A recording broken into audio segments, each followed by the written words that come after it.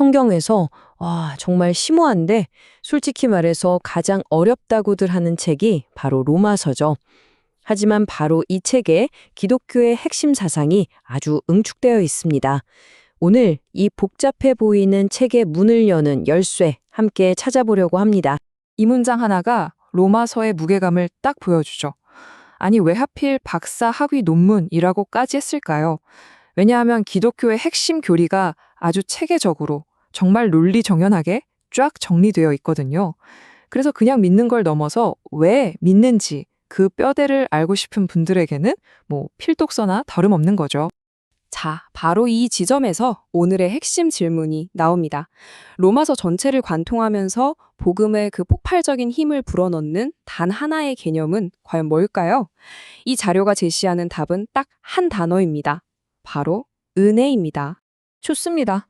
그럼 이 모든 이야기의 중심인 은혜가 도대체 뭔지 그 정의부터 명확하게 한번 짚고 넘어가 보죠. 보통 은혜라고 하면 뭔가 손에 쥐는 영적인 아이템 같은 걸 생각하기 쉬운데 그게 아니라는 거죠. 이 자료는 은혜를 관계적인 개념으로 봅니다. 다시 말해서 불완전하고 실수투성이인 우리 인간을 향한 하나님의 근본적인 태도, 그분의 성품 그 자체라는 거예요. 여기서 정말 흥미로운 지점이 있는데요. 은혜의 개념이 시대에 따라 진화했다는 점입니다. 구약시대에는 은혜가 언젠가는 오겠지 하는 미래의 희망 같은 거였어요. 그런데 신약으로 넘어오면서 예수라는 구체적인 역사적 사건을 통해 바로 지금 여기에 있는 현실이 된 거죠. 막연한 기대가 손에 잡히는 현실이 된 겁니다. 그런데 이 은혜라는 개념이 너무 강력해서였을까요? 역사적으로 정말 많은 오해를 낳았습니다. 때로는 이게 아니다라는 걸 알아야 이게 맞다는 게 더 선명해지잖아요. 지금부터 그 오해의 안개를 한번 걷어내 보겠습니다. 이 네 가지 오해, 어쩌면 지금도 우리 주변에서 쉽게 찾아볼 수 있을 거예요. 첫째, 은혜를 무슨 종교 의식에 참여하면 얻는 영적 상품처럼 생각하는 것. 둘째, 내 노력과 의지로 구원을 이룰 수 있다는 일종의 자기 개발로 보는 거죠. 셋째, 인간의 책임은 쏙 빼놓고 신이 그냥 랜덤으로 모든 걸 정한다는 생각. 그리고 마지막, 이게 진짜 제일 흔한 오해인데 내가 한 50만큼 노력하면 나머지 50은 하나님이 채워주시는 거 아니냐 하는 일종의 파트너십 개념. 이 모든 게 바로 우리가 걷어내야 할 오해들입니다. 자, 그렇다면 이 모든 오해를 걷어내고 이 자료가 우리에게 보여주는 진짜 그림은 뭘까요?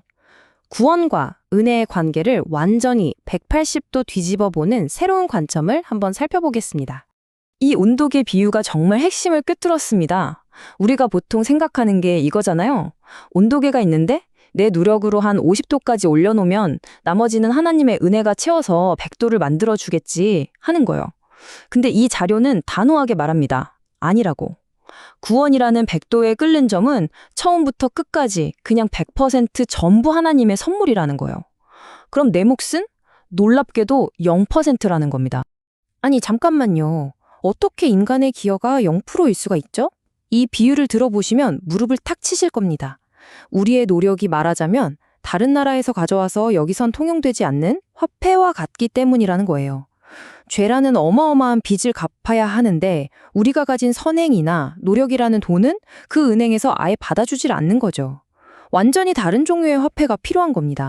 그럼 그 특별한 화폐의 조건은 뭘까요? 두 가지가 필요합니다. 첫째, 단 하나의 흠도 없는 완벽한 인간의 삶. 그리고 둘째, 그 완벽한 삶을 제물로 바칠 수 있는 신적인 자격. 한번 생각해 보세요. 우리 같은 평범한 인간 중에 이 두 가지를 다 가진 사람이 있을까요? 없죠. 이 비유가 그 가치의 차이를 정말 기가 막히게 설명합니다. 예수의 삶이 어떻게 전 인류의 빚을 다 갚을 수 있었을까요? 그분의 삶도 한 인간의 삶이지만 그 안에는 신성이라는 특별한 요소가 담겨 있기 때문이죠. 생각해 보세요. 100kg짜리 화강암 덩어리랑 100kg짜리 금 덩어리가 있어요. 무게는 똑같죠? 하지만 그 가치는 비교가 되나요? 바로 그겁니다. 그분의 삶의 가치는 인류 전체의 빚을 갚고도 남을 만큼 무한하다는 거죠. 자, 이제 거의 다 왔습니다. 마지막 핵심인데요. 우리가 지금까지 살펴본 이 100% 은혜라는 개념이 놀랍게도 로마서 전체를 풀어내는 마스터키가 된다는 사실입니다. 이거 진짜 놀랍지 않으세요? 로마서 전체가 사실은 은혜라는 하나의 주제를 따라서 흐르는 거대한 강과 같아요. 한번 보세요. 인간이 어떻게 은혜를 저버렸는가, 즉 죄의 문제로 시작해서 그에 대한 하나님의 응답인 십자가, 그리고 은혜를 받았다면 어떻게 살아야 하는가, 새로운 삶에 대한 요청, 또 은혜를 거절하면 어떻게 되는지, 그리고 마침내 이 은혜가 어떻게 우리를 하나의 공동체, 교회로 묶어주는가까지 모든 챕터가 은혜라는 하나의 실로 전부 연결되어 있는 셈이죠. 결국 이 모든 이야기는 단 하나의 질문으로 우리를 이끌고 갑니다. 만약 구원이, 은혜가 내 노력과는 전혀 상관없이 주어진 100%짜리 선물이라면 나는 어떻게 반응해야 할까요? 어쩌면 이 질문에 대한 나만의 답을 찾아가는 여정, 그게 바로 로마서라는 책을 여는 진짜 시작이 아닐까 싶습니다.